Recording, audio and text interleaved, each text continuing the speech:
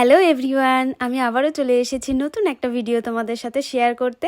আজকে ছিল ফেব্রুয়ারি মাসের 20 তারিখ, খুবই ব্যস্ততম দিন।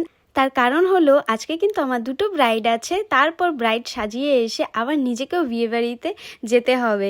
তো আজকে সঞ্চিতার বিয়ে বলে কথা, তো তোমাদেরকে পুরোটাই আমি ভিডিও শেয়ার করব। তো দেখো, আমি কথা বলতে বলতে আমি ফার্স্ট লোকেশনে আমি চলে এসেছি।